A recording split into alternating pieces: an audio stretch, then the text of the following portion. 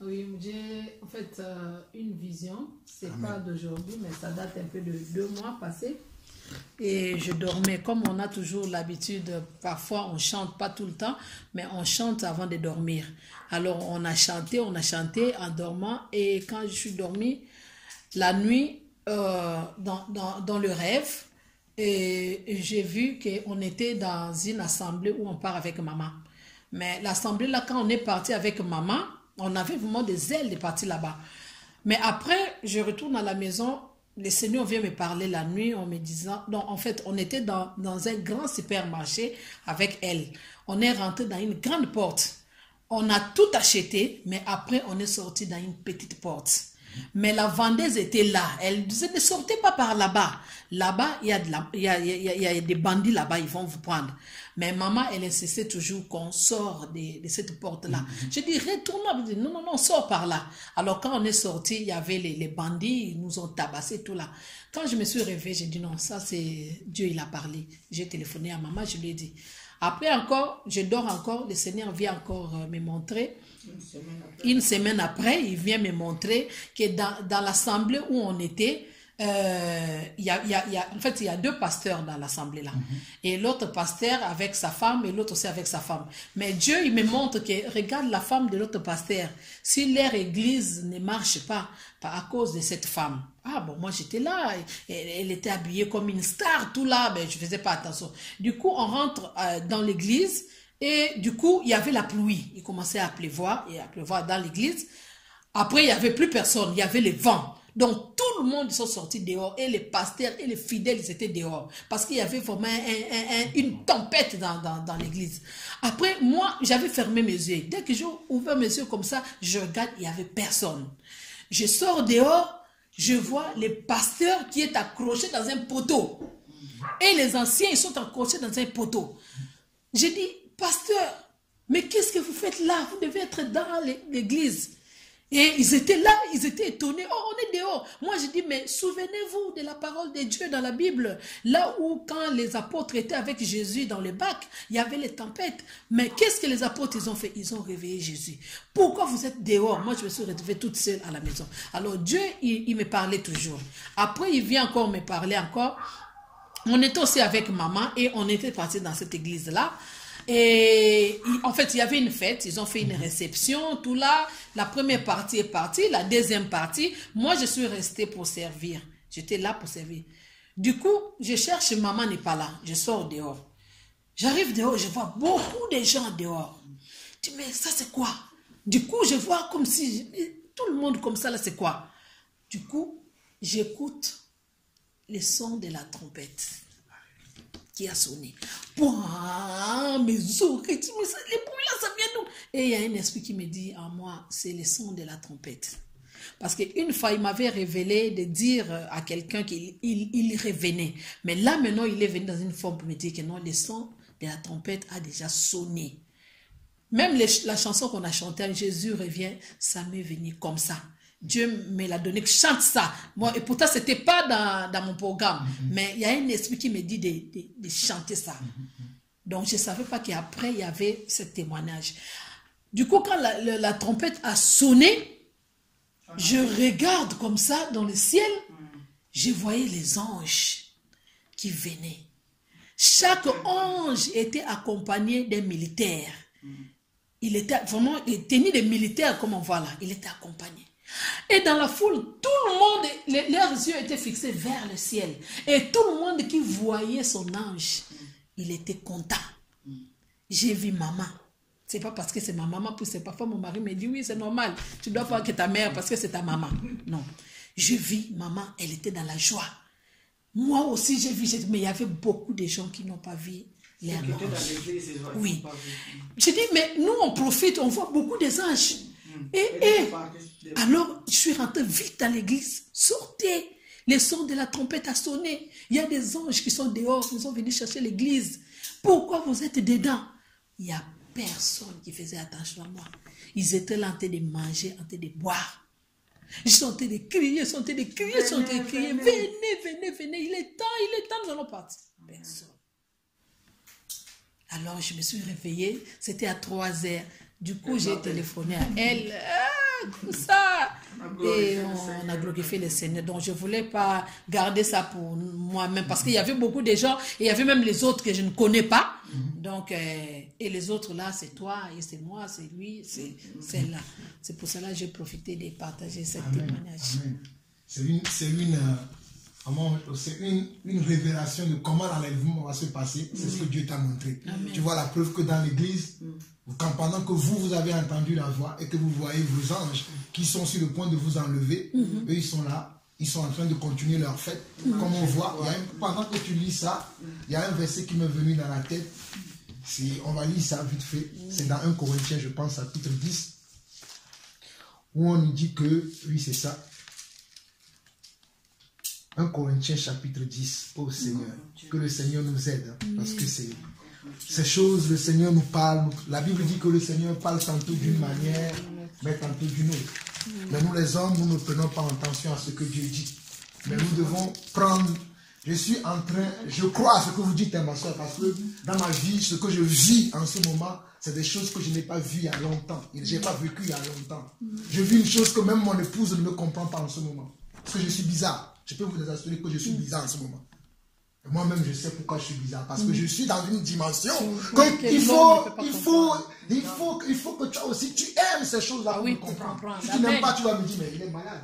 Mais je ne suis pas malade. Amen. J'ai Dieu qui me parle. Amen. Quand Dieu te parle, tu deviens fou. Amen. J'ai même plus envie de regarder la télé. Mon épouse me fait à manger, je mange, je vais me coucher. Il me parle des fois, je ne l'écoute pas. Parce qu'il me dit des choses, je dis, mais lui, il ne sait pas que je me prépare. Elle ne sait pas que moi, je me prépare pour quelque chose. Oui, tu sais, on doit faire ça. Ce n'est plus le moment. Le moment pour moi, c'est de suivre. Mes oreilles sont attentives. Amen. C'est pour ça que ce que tu dis, ça me parle à moi. Amen. Parce que le Seigneur reviendra. Malheureusement, peut-être, aujourd'hui, je suis prêt. Peut-être demain, je ne serai pas prêt. Ouais. Nous parlons de ces choses tous les jours. Des fois, nous ne nous rendons pas compte. Quand ça va arriver, c'est que cela sera. En tout cas, mes frères, Dieu nous parle encore aujourd'hui. J'ai dit que c'est un rendez-vous que Dieu nous a donné. Ne blaguons pas avec Dieu. Beaucoup blaguent avec Dieu. En tout cas, je ne vais pas trop insister. Que celui qui a des oreilles pour entendre, entende. Je vais juste lire la parole de ce que la Bible dit concernant ces choses. 1 Corinthiens chapitre 10, on nous dit ceci. Frères, je ne veux pas que vous ignoriez que nos pères ont tous été sous la nuée, qu'ils ont tous passé au travers de la mer, qu'ils ont tous été baptisés à Moïse dans la nuée et dans la mer, qu'ils ont mangé le même aliment spirituel. Et qu'ils ont tous bu le même breuvage spirituel, car ils buvaient à un rocher spirituel qui les suivait, et ce rocher était Christ. On prend l'exemple de ce qui s'est passé avec les enfants d'Israël, pour nous parler de ce qui va arriver. Nous arrivons au verset 5. Mais la plupart d'entre eux ne furent point agréables à Dieu, puisqu'ils périrent dans le désert. Lorsque le jour de la trompette va sonner, il y a beaucoup qui vont périr. Périr, ça veut dire qu'ils ne vont pas être enlevés. Parce que quoi? Parce qu'ils ne furent pas trouvés comment? Agréables aux yeux de Dieu. Je prie que moi, que vous soyez agréables ce jour-là.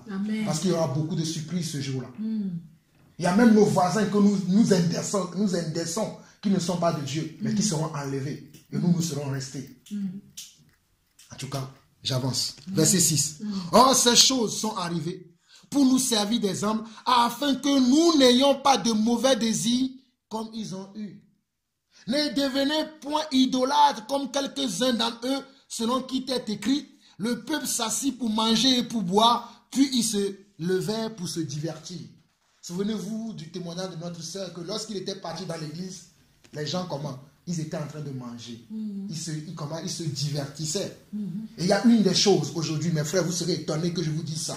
Même YouTube, aujourd'hui, est un moment de comment? Est quelque chose qui distrait les gens. Je vous assure, hein, c'est bien de regarder les enseignements par YouTube.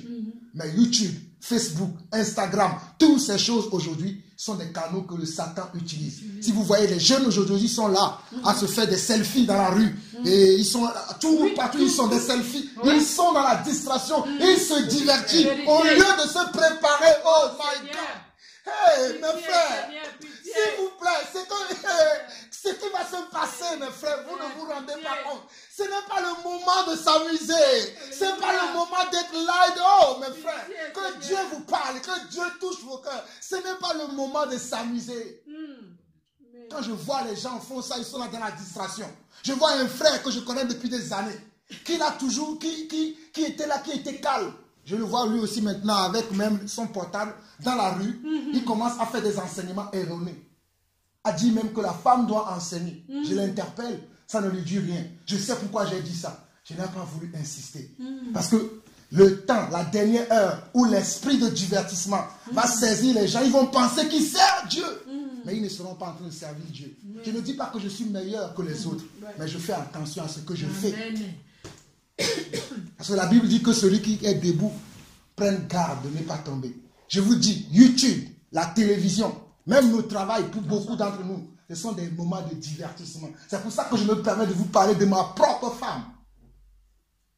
Il y a 2 semaines que je n'ai pas assis, je ne suis pas assis comme j'avais l'habitude de m'asseoir, parler avec ma femme. Même hier quand je partais, hier matin quand je partais, c'est comme si elle voulait me faire la bise, mais je n'avais pas envie. C'est pas que j'aime pas ma femme, hein, mais je suis préoccupé par le royaume de Dieu que je n'avais même pas envie d'un baiser de ma femme. Je vous dis la vérité.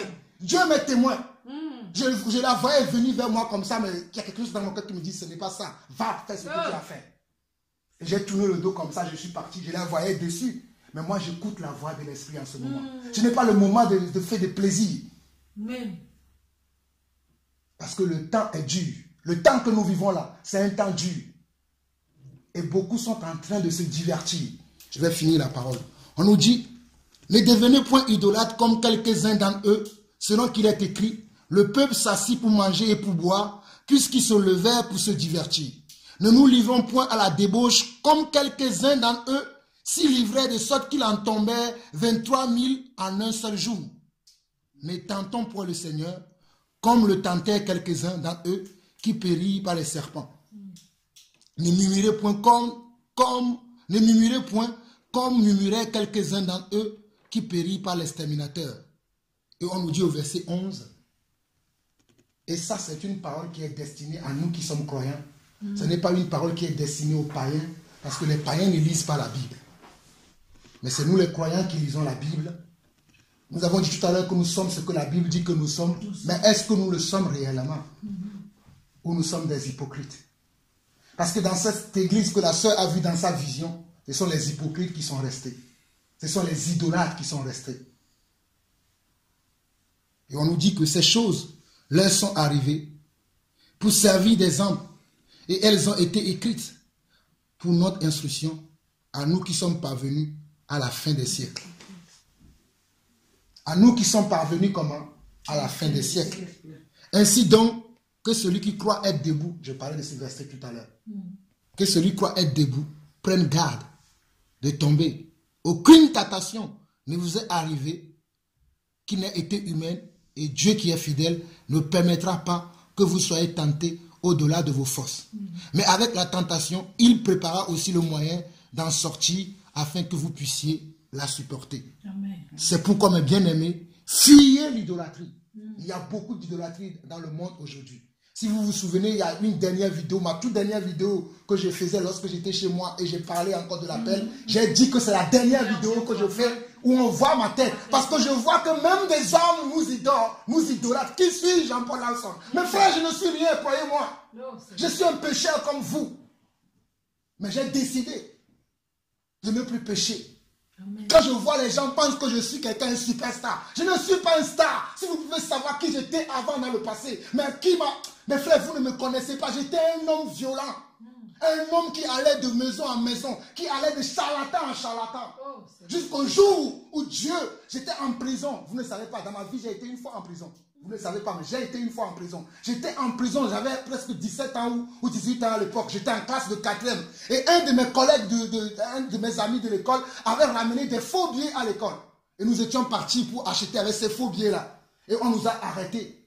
Et quand on nous a arrêtés, on nous a emmenés en prison. Comme nous n'avons plus à 18 ans, on nous a emmenés dans la brigade pour mineurs. Et je me rappellerai toujours, lorsque j'étais dans cette brigade pour mineurs, il y avait toujours, c'est pour ça que je vous dis qu'il y a des gens qui pensent que pour servir Dieu, il faut être dans une grande salle. Mais je me rappelais que lorsque nous étions dans cette prison, il y avait un monsieur qui venait tous les lundis qui nous parlait de l'évangile. Vous qui ne me connaissez pas mon histoire, mon frère Patrick ne connaissait pas cette histoire-là. Pourtant, ça fait longtemps qu'on vit ensemble. J'ai un passé dans le Seigneur. Et lorsque nous étions dans cette brigade pour mineurs et que ce monsieur qui parlait de l'évangile venait tout le temps, je l'écoutais et ce qu'il disait, cela me touchait, cela m'attristait de la vie que je menais. Et j'avais décidé dans ce jour-là que lorsque je vais sortir de là, ma vie va changer. Et je me rappelle que lorsque je suis sorti, les petits gris-gris que j'avais, vous connaissez quand on vit en Afrique, on a des petits gris-gris, des poudres qu'on buvait. Quand je suis sorti de là, j'ai jeté tout. Je me rappelle que ma mère m'a amené chez un charlatan. Parce que ma mère m'a dit, c'est lui que je suis parti voir, c'est lui qui a fait les sacrifices et tu es sorti et qu'on doit te raser la tête. J'ai dit à ma mère, moi j'ai prié Dieu là où j'étais. C'est Dieu qui m'a fait sortir de là. Va, sois faire tes trucs, moi je n'irai pas là-bas. Et je n'ai pas été. Et depuis ce jour jusqu'à maintenant, j'ai vu un changement dans ma vie. Petit à petit, Dieu a commencé à me montrer des choses. J'ai connu beaucoup des hommes qui font des choses là que les gens font là, qui pensent que c'est ça la vie. J'ai connu ça. Parce que je suis né en Afrique, je ne suis pas né en Europe. J'ai vu des choses avec mes yeux. J'ai vu des choses. Mais Dieu n'a pas voulu que je sois dans ce monde-là. Parce que mon père, lorsque je suis né, mon père m'a appelé Jean-Paul. Parce que mon père voulait que je devienne un pape. C'est pour ça que mon père m'a donné le prénom Jean-Paul. Mais il s'est trompé. Et aujourd'hui, je l'affirme, je dis non. Mon père a voulu m'appeler Jean-Paul, mais Dieu m'a changé en apôtre Jean et en apôtre Paul. Je vous l'assure, je le dis tout le temps. Je suis fier de le dire. Certains penseront que je suis orgueilleux, mais je sais en qui j'ai cru et je sais quelle est la grâce que Dieu m'a fait. J'ai en moi un côté de l'apôtre Jean et j'ai en moi un côté de l'apôtre Paul. Je le sais parce que Dieu me l'a confirmé. Et tôt ou tard, vous-même vous le verrez. Ces choses-là parce que je connais le Dieu en qui j'ai cru. Mais bon, ça c'est mon histoire. Mais chacun de nous, nous avons des histoires différentes. Saisissez votre temps. Ce n'est pas le moment de vous divertir. Il y a un temps pour tout. Si vous me voyez, des fois je suis comme quelqu'un qui est bizarre. Quand on aime Dieu, on est bizarre. Tu ne peux pas être normal. J'ai une collègue, là où je travaille, j'ai une collègue qui, la semaine dernière, j'ai parlé d'une manière, il m'a dit que quand j'ai commencé à venir à travailler avec toi, je pensais que tu étais une personne orgueilleuse. Mais là, je comprends bien que tu étais quelqu'un de discret. C'est quand on a commencé, parce que je suis en train de faire une formation et en même temps de travailler. Donc tous les lundis et tous les mardis, je suis à l'école. Et les mercredis ou vendredis, je suis au travail. Et quand je suis à l'école, souvent on reçoit des professeurs qui viennent, qui racontent n'importe quoi. Et moi, je n'écoute pas. Des fois, je leur dis même ce que vous dites là, ce sont des choses qui ne sont pas vraies. Et la collègue là en question, l'autre jour, on était encore en classe avec une professeure la professeure d'anglais qui me demande combien d'enfants j'ai. Moi, je n'ai pas honte à dire le nombre d'enfants que j'ai. Parce que je suis le plus vieux de la classe. Et le professeur m'a demandé combien d'enfants j'ai. J'ai dit j'ai 4 enfants. Et j'ai vu des gens qui ont commencé à rigoler. J'ai dit au professeur, vous savez, j'en aurai plus de 4 si vous ne le savez pas. Parce que nous n'utilisons pas les préservatifs.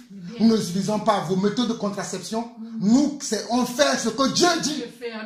Nous ne faisons pas ces choses-là. Toute la classe était scandalisée à m'entendre parler comme ça. C'est ça, quand le jour-là, quand on est sorti de la classe, la fille dont je vous parlais, c'est là qu'elle est venue vers moi, que depuis qu'on a commencé la rentrée, j'ai vu que tu me fuyais. Je dis, ben oui, parce que je n'ai rien à voir avec le monde. C'est pour ça que je reste toujours sur mes côtés, parce que je n'ai rien à faire avec le monde. C'est pour ça que je suis différent.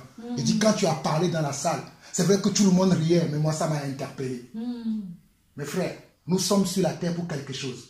Peut-être ce message-là que j'ai dit ce jour-là, qui a fait que certains ont rigolé. Mais moi, j'ai dit à la fille, certains ont rigolé aujourd'hui, mais un jour, ils se rappelleront qu'on avait vu un jour un monsieur qui a dit que lui, il n'est pas dans ces choses-là. Quand j'ai dit ça, tout le monde, même le professeur de maths, il a dit, ben, vous avez beaucoup travaillé pour nourrir vos enfants. J'ai dit, pauvre que tu es. Tu sais combien de fois je suis même plus riche que toi? Amen. Je suis riche, mes frères. Peut-être je n'ai pas mon compte qui est bourré de fric en banque. Mais mes frères, je suis riche parce que mon papa est le plus riche des riches. Donc je suis riche. Même si le monde dit que je suis pauvre. Je vous assure, je gagne 1200, je gagne 1200 € par mois. Je n'ai pas de honte à vous dire mon salaire. Actuellement, je gagne 1200 € par mois. Mais j'arrive à construire une maison. J'arrive à manger. J'arrive à partir en voyage. Qui peut faire ça si ce n'est pas mon Dieu? Le Dieu que je sers. Amen. Je le connais. Je ne sais pas le Dieu que vous servez, mais moi, le Dieu que je sers, je le connais. C'est pour ça que j'ai toujours fait confiance en Dieu. Amen. En tout cas, je vais fermer mon parenthèse parce que le but, ce n'est pas de me prêcher moi, parce que je ne suis rien, mais c'est de vous amener vers le Seigneur. C'est ça le but. Amen. Le but, ce n'est pas qu'on commence à raconter nos vies. Mais des fois, j'ai envie de parler des choses que moi-même je vis. Non, pour que vous sachiez que je ne parle pas parce qu'il faut parler, parce que je parle, parce que je vis ce que je dis.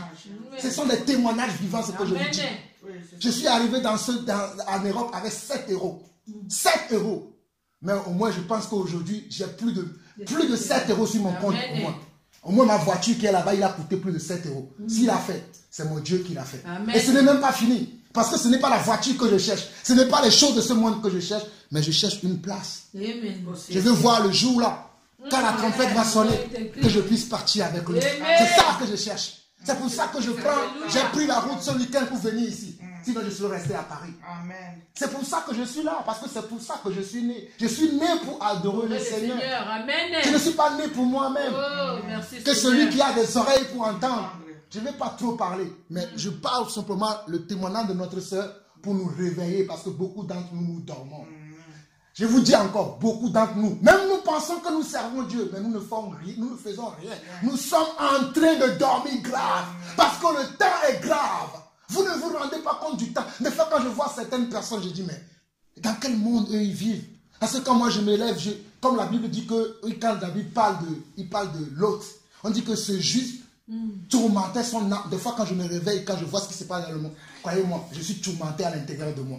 Quand je vois, on vend encore les gens aujourd'hui. On vend les hommes, on met les hommes dans les cages. On les vend aujourd'hui. À cause de quoi? À cause de l'amour, de l'argent. Quand je vois les pasteurs, au lieu de prêcher l'évangile qui sauve, ils sont là à prêcher la terre aux hommes. Venez donner la dîme. Comme je disais à ma maman aujourd'hui qu'il y a 2 semaines, il y a une sœur qui m'a appelé, une sœur de Congo, de votre pays, qui m'a appelé, qui m'a dit que moi je suis en France, mais mon mari est resté au pays et je veux qu'il revienne. Je veux qu'il vienne et j'appelle un pasteur au Congo et le pasteur me dit de faire des offrandes pour que le mari vienne. Je dis, mais ma soeur, tu n'as pas besoin de faire des offrandes. Prie simplement ton Dieu, tu lui dis, si c'est ta volonté, que mon mari me rejoigne ou que moi je pars pour le rejoindre. C'est tout ce que tu as besoin de faire. Tu n'as pas besoin de faire des sacrifices. Mais c'est comme cela, comme je les appelle, ces pasteurs bricoleurs, ces faux pasteurs. C'est comme ça qu'ils se conduisent aujourd'hui. Mais mes frères, réveillons-nous, car l'heure est grave. En tout cas, que celui qui a des oreilles pour entendre, entend ce que l'Esprit dit à son Église. Amen. Amen.